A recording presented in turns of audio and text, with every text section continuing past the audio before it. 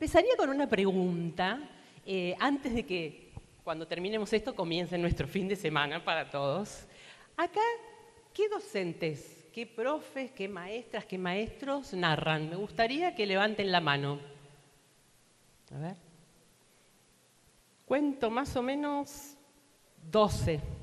Bueno, yo les voy a decir una cosa. Me parece que tenemos un problema de metacognición por acá. Un pequeño problemita. Porque nosotros, nosotras, los profes, las profes, somos narradores natos. Y no solo los profes, las docentes, los seres humanos, porque los seres humanos, voy a pasar, este itinerario lo voy a saltear. Empezamos con las narrativas, emociones y datos. Y lo que les digo es que, como seres humanos, nosotros somos seres sociales y somos seres temporales. ¿Eso qué significa? Que siempre proyectamos a futuro, siempre, y lo hacemos con otros, con otras. Necesitamos hacerlo en red, tejido, comunitario. Y para esto tenemos una herramienta maravillosa que jamás falla. Yo digo que es un vehículo todoterreno con tracción en las 4 ruedas, que es el arte de contar historias. En inglés se dice storytelling. Yo les puse storytelling no porque me interese particularmente el inglés, sino que porque si buscan bibliografía o papers o textos sobre storytelling, lo van a encontrar bastante en inglés. Pero en castellano es a secas contar historias, crear relatos, desplegar narraciones, crear estrategias narrativas. ¿Y qué otra cosa hacemos todos y todas las que estamos acá cuando preparamos una clase, por ejemplo? Estamos armando un relato, estamos estructurando una historia que les vamos a contar a nuestros chicos, a nuestras chicas, historias que vamos a tratar que los conmuevan, que los asombren, que los involucren. Vamos a tratar de captar la atención, ¿no?, de nuestros estudiantes con buenas historias, ¿no?, con historias que realmente asombren, ¿no?, mantengan algo de misterio, de suspenso. En inglés también se habla de engagement, el compromiso, de cómo hacer para que estos chicos, estas chicas, estén más con nosotros que, como contaba Caterina al principio, no escroleando, ¿no? Le vamos a competir como podamos con todo al escroleo. Y fíjense que nosotros somos especialistas ya, porque desde hace 45.000 años que estamos contando historias, gente. Contamos historias desde las cavernas. Usábamos la roca como soporte, como lienzo, para contar nuestras escenas de la vida cotidiana, nuestro vínculo con los animales.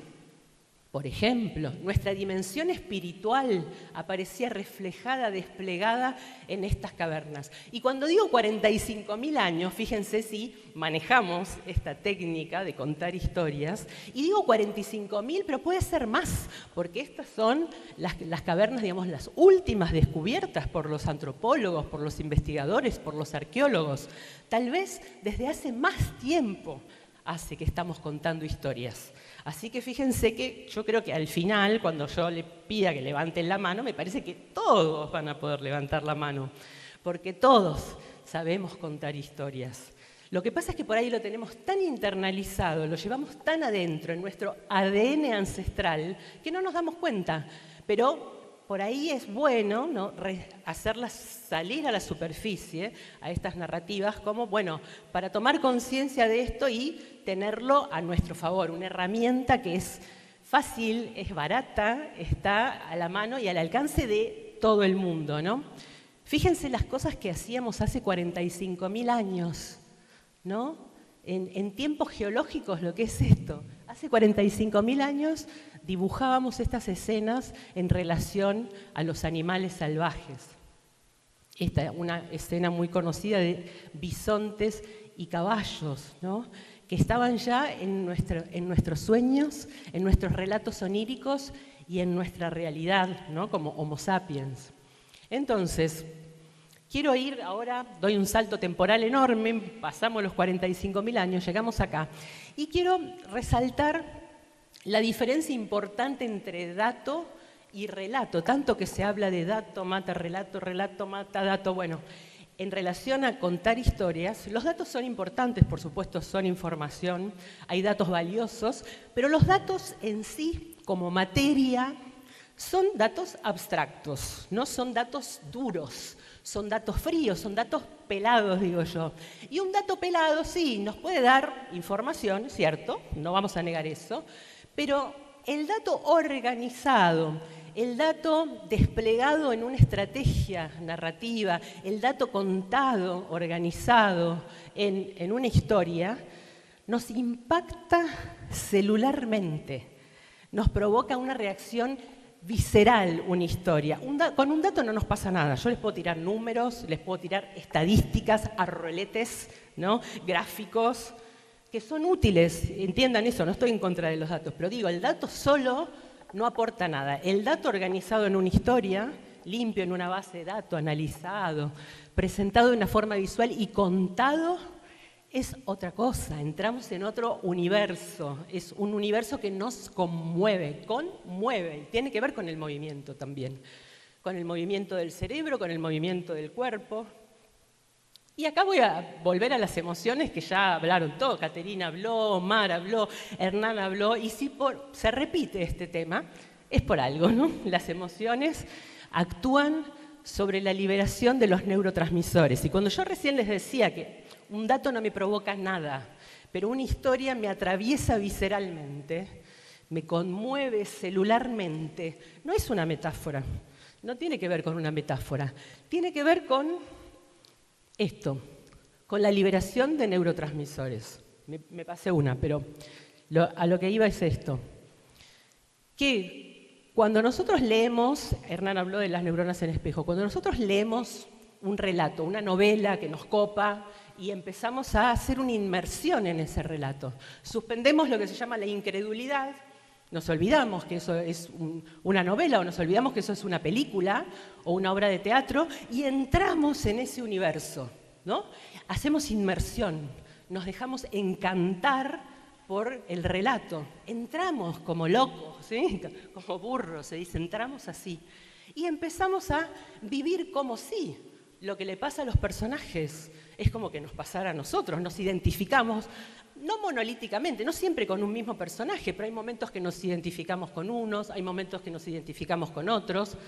La trama nos compele, nos hace avanzar, acciona, nos pasan un montón de cosas. Y es como si, esas son las neuronas en espejo, ¿no? El cerebro nos hace creer que ese relato lo estamos viviendo. Y en realidad algo de lo que se hablaba recién es que si pasa en nuestro cerebro, es una realidad que estamos viviendo también. Es otra forma de experiencia. Tenemos las experiencias materiales de la vida y también las experiencias del arte, las experiencias de las narrativas que también producen un aprendizaje, ¿no? Estaba por acá esto. Bueno, no sé, me voy para adelante, me voy para atrás. ¿Dónde estaba? Acá está esto, que reforzando la motivación, Hernán hablaba del tema de la motivación, se genera un compromiso con el aprendizaje. Si yo entro, si yo suspendo la incredulidad, si yo estoy en esa inmersión realmente, entonces estoy comprometido con lo que está sucediendo en ese universo. Me interpela ese universo. Hay algo de lo que pasa ahí que habla de mí también. No importa que yo no sea el personaje, habla de cosas de mi vida.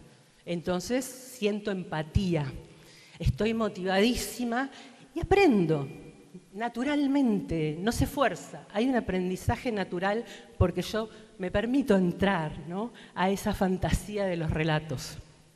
Entonces, bueno, ahí sí sigo con esto. Y quiero hablarles de solamente 3 de los neurotransmisores que se liberan cuando nosotros nos comprometemos con estos relatos, ¿no? Cuando estamos viendo una serie, insisto, escuchando música. La música es otra forma de relato, las composiciones musicales, las performances, la poesía. ¿Nos pasa eso? Bueno, se libera oxitocina. Cuando sentimos confianza, no se habla de la oxitocina como uno de los neurotransmisores de la relajación, de entrar en confianza, ¿no?, de liberar ahí, de entregarnos. Después tenemos la dopamina. Bueno, hoy se habló también un poco de la dopamina. Acá digo en el buen sentido de la dopamina, ¿no?, relacionada con la tensión en la que nos sumerge estos relatos y la recompensa de qué viene después y qué va a pasar y qué le va a pasar al protagonista y qué va a pasar con estos personajes secundarios. ¿Van a avanzar? ¿Van a desaparecer? ¿Qué papel van a tener, ¿no? En lo que sigue, en la parte que sigue del relato? Y el cortisol, que obviamente se genera en situaciones de estrés de la historia, cuando hay un conflicto, o cuando hay también lo que se llama el plot twist, ¿no? O sea, hay un giro inesperado de la historia que nos descoloca, nos sube un poquito el cortisol y estamos ahí otra vez en eje. Entonces, dejando eso, digo, como un poquito, apenas acá un recorte de los fundamentos de por qué, ¿no?, las emociones y las narrativas están tan estrechamente relacionadas y por qué funcionan tan bien desde hace 45.000 años, ¿no?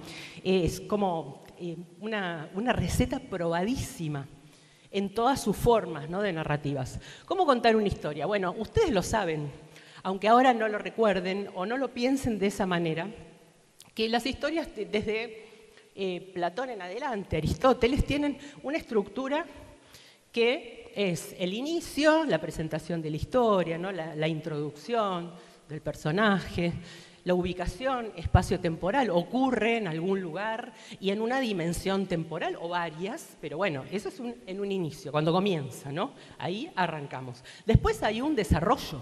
Ese desarrollo tiene un nudo, avanza, se complejizan por ahí las características de los personajes, hay una dinámica emocional, hay giros, como yo decía, giros narrativos, y hacia la mitad del desarrollo está el clímax, ese punto álgido en el que, bueno, la historia se va sí o sí a disparar hacia otro lado, que no sabemos cuál es, pero bueno, adquiere esa dirección, tiene un direccionamiento.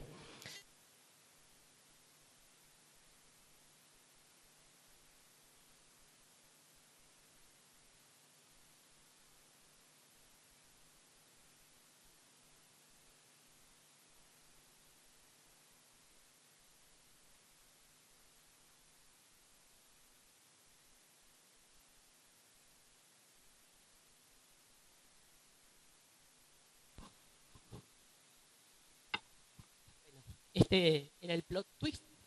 Con lo que quería seguir con los elementos de la narración. Teniendo en mente esta estructura, cuando ustedes se sientan a planificar la clase, una presentación, un taller, ya sea en un espacio formal, educativo o informal, no importa, están teniendo en cuenta, aunque sea de manera intuitiva, esta estructura. La tienen en su ADN de docentes, en su ADN de Homo sapiens de hace 45.000 años. Y los elementos de esa narración son simples también. El narrador, los personajes, la acción, el tiempo y el espacio. Es decir, que esos son nuestros elementos. Sí o sí van a estar presentes, cualquiera sea nuestro tipo de presentación, nuestra asignatura, nuestra materia, nuestra disciplina, no importa. Esta es una estructura básica. Obviamente hay otro tipo de relatos disruptivos, ¿no? Pero yo les quería hablar solamente de esta estructura básica. Y hay algo que los periodistas saben muy bien y es organizaron lo que se llama las 6 preguntas de oro para hacer estrategias narrativas, para escribir sus notas, para hacer las crónicas, y que nosotros se las robamos porque nos sirven mucho. Y que son las 6 preguntas de oro cuando uno está tratando de escribir un relato, un cuento, armar una clase, diseñar una secuencia didáctica, puede utilizar esto. ¿Qué? ¿Qué es lo que quiero comunicar? ¿Qué es lo que quiero contar? ¿Qué es lo que quiero compartir? ¿Qué y quiénes vendrían a ser los personajes? Si es una estructura coral, van a ser muchos personajes, puede ser un protagónico, pueden ser secundarios, los que sean. Después el dónde ocurre, decíamos, en un espacio. ¿Cómo? ¿De qué manera se producen las acciones? Avanza ese relato, ¿no? Se despliega ese relato. Y el por qué y el cuándo. ¿Por qué ocurre esto? ¿Por qué yo quiero comunicar lo que les estoy contando? Tengo un porqué. Y uno en una clase tiene ese porqué. O tiene muchos porqués. Que no siempre, obviamente, son aserciones. Muchas veces son preguntas, ¿no? La manera de encontrarnos con el otro y de crear relato con el otro es conversando. La conversación es una estrategia narrativa. Es una forma de narrativa. Y esto simple también lo saben, las narrativas pueden ser ficciones, no ficciones, documentales, testimoniales, o puede ser una mezcla de registros. Nosotros podemos hacer remix de distintos registros y géneros. Y también los formatos son súper variados. Yo acá les puse algunos, pero pueden ser, bueno, los clásicos: relato, cuento, novela, series, películas, audios, collage, podcast, fanzines, no sé, todo lo que se pueda. Podemos narrar por todas las formas y por todos los medios, porque como les decía, las narrativas son vehículos todoterreno. Y teniendo esto en cuenta, es como una especie de síntesis de lo que dije hasta recién, porque ahora vamos a ir al ejemplo que lo tiene todo. Hablamos de estructura, hablamos de personajes. Acá cuando digo familiaridad tiene que ver con la empatía y tiene que ver con una historia que, decía yo, tiene algo que ver conmigo. Si no me sucede a mí, conocí a alguien que le pasó. Es un tema que, por ejemplo, atañe a la comunidad, es algo que preocupa, que interesa, que conmueve. Y la interacción siempre, de alguna forma. Entonces voy a ir al ejemplo. Este ejemplo lo elegí porque justamente en otras presentaciones, en otras charlas, tenía una variedad de ejemplos. Y cuando ocurrió esta historia, me pareció que pude identificar casi todas de las cosas que compartí recién con ustedes. Y es una historia que ocurrió el año pasado en Argentina, alrededor del 21 de julio, si no me equivoco, comenzó en ese momento. Tiene que ver con nuestra ciencia, tiene que ver con nuestra educación, tiene que ver con nuestra historia, con nuestra geografía, con nuestra idiosincrasia como pueblo, nuestra manera de contar las cosas, nuestra manera de apasionarnos, nuestra manera de ser, yo diría casi argentos. Así que ahora voy a poner un video. Este video es como una introducción a la historia del ejemplo.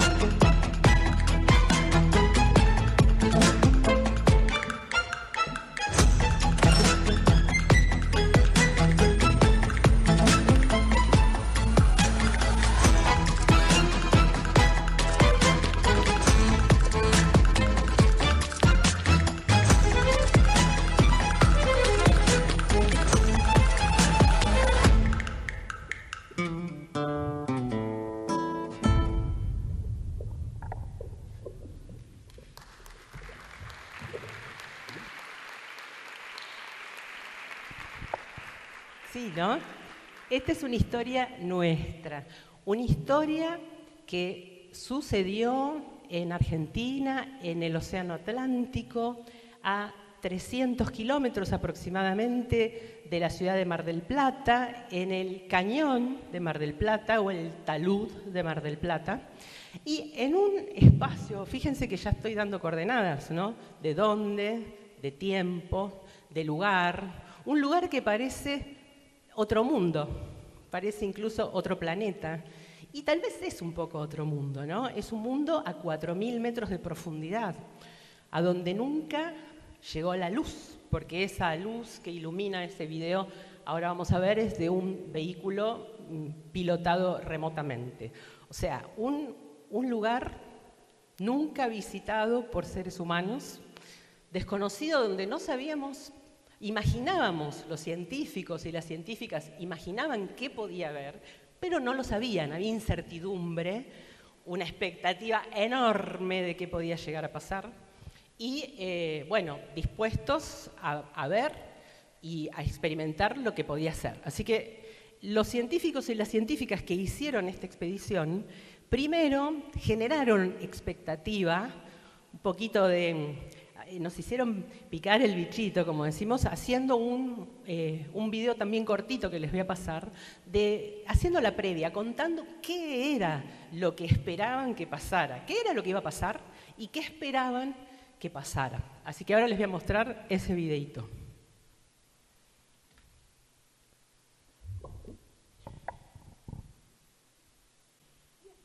Se conoció como la campaña del CONICET, que se hizo en streaming, ¿no? Un streaming que batió todos los récords que existían hasta el momento, realizada con 30 científicos que llevaban a becarias y becarios, investigadores más experimentados, técnicos, es decir, un grupo súper heterogéneo y, por supuesto, la mayoría de ellos docentes también, docentes universitarios y algunos también docentes de secundario.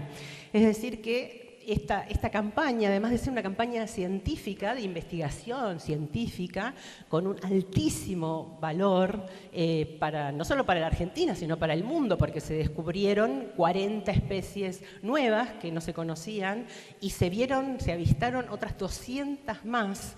Tenía un corazón que es didáctico, un corazón pedagógico, un corazón docente, ¿no? Porque muchos científicos tienen esa calidez para comunicar, para contar historias, y pasó que en esta historia, ahora les voy a mostrar algunos de ellos, no me voy a detener en cada uno, lo que les quiero mostrar que hay historias que son corales, como decíamos, que tienen muchísimos personajes haciendo trabajo de equipo en este relato, en esta historia. El jefe de la expedición, los distintos especialistas en lo que fuese, en los crustáceos, en los equinodermos, en los corales, en los peces de grandísima profundidad, ¿no? Vean mujeres y varones trabajando en conjunto. Una de ellas especialmente se hizo muy conocida, que es ella, Nadia Cerino, que la gente la empezó a llamar Nadia Coralina, porque Nadia, después vamos a ver, contaba con una pasión, con un entusiasmo, con esa capacidad de asombro que tienen los chicos, porque ella de golpe avistaba en vivo, como lo estábamos viendo quienes lo mirábamos por el streaming, y ella lo veía en vivo, y decía: fíjense lo que apareció, esto no sé lo que es. Entonces le pedía, por ejemplo, al que operaba la máquina que por favor corriera el foco, hiciera un zoom, se fueran más atrás. O sea que los científicos y las científicas se comportaron como chicos, a pesar de su conocimiento técnico y su conocimiento académico, estaban totalmente compenetrados con esta expedición. Y lo que más primaba era el asombro y el misterio y la incertidumbre. Acá hay más personajes de esta historia. Todos cumplían su papel, su parte. Todos hacían la narrativa, ¿no? Yo creo que tengo algunos más, son 30 en total.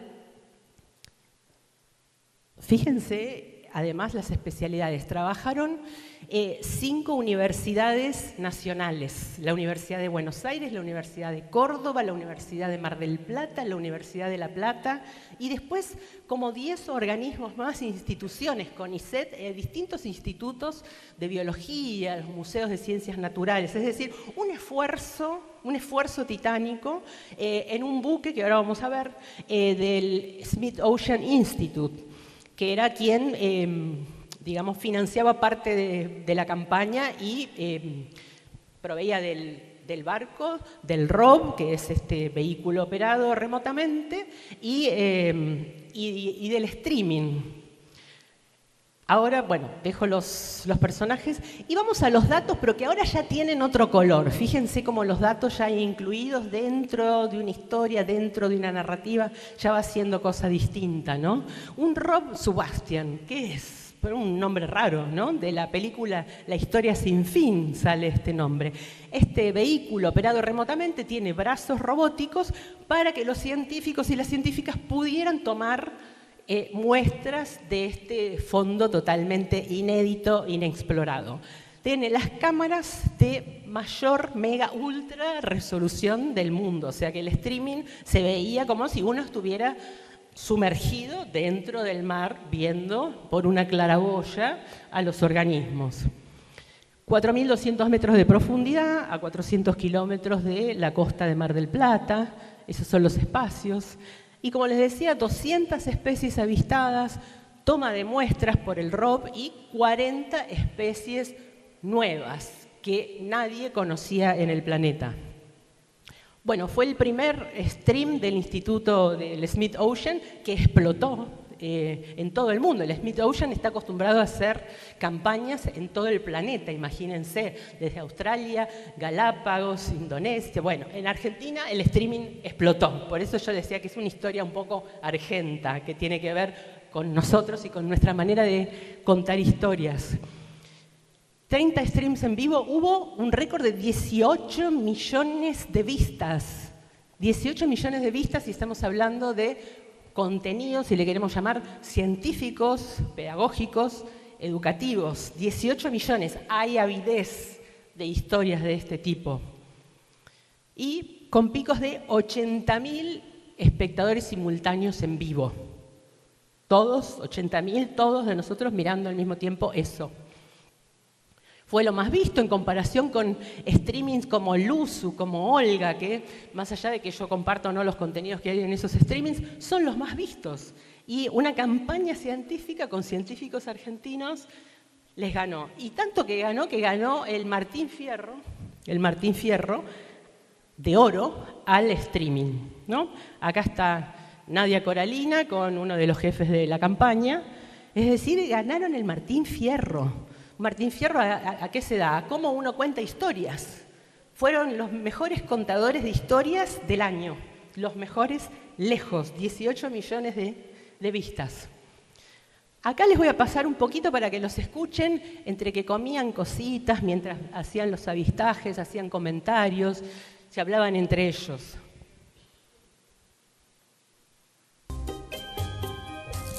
Es una filmación con una calidad increíble que parece que uno estuviera ahí. La verdad que se ve mejor que la ventana de mi casa. Cada uno de los que estamos acá embarcados se ha emocionado por distintos animales y distintas situaciones. El cambio de ambiente es algo que nos llama mucho la atención, que de repente nos topamos con paredes llenas de corales, con su variación de colores, con toda la fauna que suele estar asociada. Por otro lado, cambiamos de estación y de repente vemos una composición de organismos y de fauna completamente distinta a la estación previa. Íbamos con el ROV avanzando, metros y metros y metros de un fondo blando lleno de estos animales. Es un octocoral, probablemente pertenece al género Altomastus. Él le puse el nombre el campo de las remolachas, porque está lleno. Otra cosa que más me impactó fue encontrar los arrecifes de Batelia cándida, esta especie de coral duro. Cuando bajamos y los vi, me olvidé de todo. Fue una cosa increíble.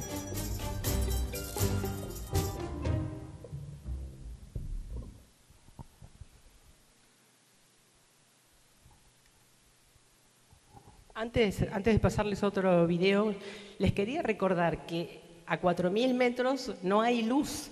Y vean la explosión de biodiversidad, la explosión de formas y de colores que hay en ese océano abisal. Los científicos y las científicas imaginaban que algunas especies podía haber, pero jamás imaginaron la cantidad y la diversidad de colores y de texturas, porque cuando tomaron muestras y analizaron las muestras, encontraron texturas para las que no había manera de contar, ¿no? Había que inventar nuevas palabras para poder describirlas. Obviamente la campaña duró 21 días, pero ese trabajo continúa y va a continuar mucho tiempo, pero la rama que más me interesa compartir con ustedes es la continuación de la rama pedagógica, de cómo hubo una explosión y una expansión de narrativas a partir de lo que toda la gente, los docentes, las docentes y los chicos y las chicas veían en ese streaming, interpretaban y plasmaban en distintos tipos de obras.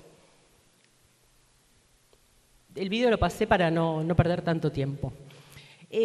Los chicos, las chicas y la gente, a medida que iban viendo los organismos, como no conocen los nombres científicos, y había muchos que no tenían porque jamás habían sido nombrados, que la gente les fue poniendo nombres, ¿no? Y entre todos los nombres que se hicieron conocidos estuvo, bueno, justo acá no está, pero una estrella de mar que le pusieron la estrella culona porque tenía una rayita en la parte de abajo. Y con la estrella culona hubo un furor que desde tatuajes hasta llaveros, hasta remeras, hasta stickers, lo que se les ocurra, la estrella culona del CONICET recorrió el mundo entero. Y entre estas expansiones está, por ejemplo, las docentes y los docentes, los equipos, los grupos que rápidamente se sumaron a las estrategias narrativas y dijeron, bueno, nosotros vamos a hacer lo nuestro. Hagamos fichas de observación de especies y que los chicos empiecen a desplegar sus capacidades. Si es de observación, si es de dibujo, si es de contar, si es de relatar, si es de imaginar, esto que decía Mar, de bueno, una flor con pétalos rojos, con un tallo verde. No, acá justamente lo contrario. Liberen la imaginación, lo que vean, lo que le parezca. Se mueve, tiene ojos, tiene patas, ¿dónde lo vieron? ¿Qué es lo que más te gustó? O sea, qué manera de estimular esos narradores, ¿no? Esos contadores de historias que llevamos dentro y que nuestros niños y nuestras niñas llevan dentro y que hay que estimular para que lo saquen, para que salga. Hicieron hasta videojuegos. Yo ahora les voy a mostrar, es un videojuego simple, pero es el Rob que trata de atrapar distintas especies y tiene que evitar como obstáculo una motosierra. Estamos hablando de CONICET, estamos hablando de científicos y científicas y docentes argentinos. Así que el juego funciona más o menos así.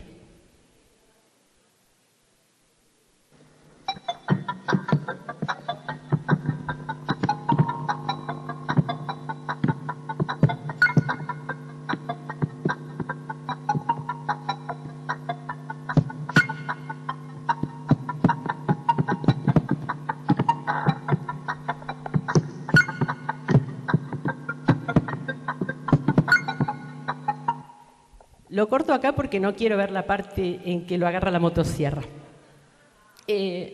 Videojuego también, chicos, ustedes saben que también lo dice mucho y lo trabajó mucho Barico, Alessandro Barico, en el libro The Game, El Juego, que el videojuego es uno de los paradigmas narrativos de nuestros ecosistemas de pantallas y de plataformas, o sea que no es casual también que en la imaginación popular el videojuego sea una manera de narrar y de relatar esta situación en particular de esta campaña científica.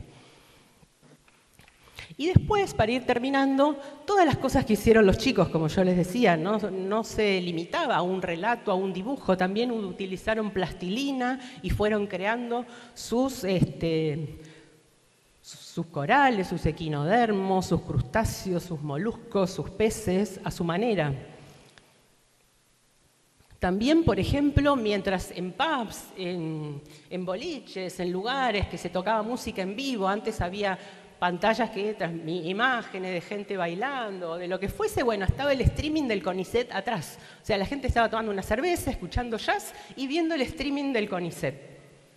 Iban a esos bares a ver el streaming del CONICET. En las casas, ¿no? En las historias de Instagram empezaron a repetirse estas historias de uy, el último día de la campaña del CONICET, era lo que estábamos viendo en estos días, era lo que nos alegraba la vida, ver a los científicos y las científicas contar nuestras especies, nuestra plataforma submarina. ¿Cómo hacemos para parar de ver los streams del Cañón de Mar del Plata? Era la pregunta. Tatuajes, ¿no? Estaban los que se hacían la estrella, los que se hacían al chiringuito, al merenguito y todas las especies. Y bueno, con incluso las mascotas preparados para ver el streaming.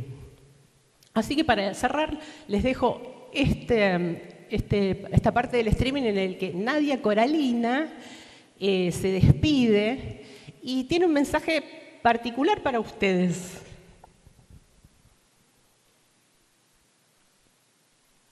Muy emocionante, todo el mundo muy profesional, así que esto fue maravilloso y poder transmitirlo y que ustedes nos acompañen, que les llegue a muchos niños, la verdad que ver todo eso en los nenes y la inspiración fue mucho más de lo que esperábamos, así que gracias a todos los que están ahí, todo momento, no batimos el récord, pero no importa, la verdad que la idea era esta, que estén ahí, así que gracias. Bueno, y nada, sigan amando la ciencia, sigan amando el mar. La gente que no lo conocía ahora ya lo tiene en su corazón como nosotros, así que adelante gente, anímense, no hay edades, no hay límites si uno le mete ganas, así que nada, esto es pasión y uno de las cosas le tiene que meter el corazón. Así que después resultan así. Les mando un beso enorme, un agradecimiento gigante. Y bueno, y ojalá que alguna vez esto se vuelva a repetir y que nos volvamos a encontrar. Un beso enorme y muchos éxitos en la vida. Y por favor, les dejo el mar a cuidado, ¿sí? Un beso enorme.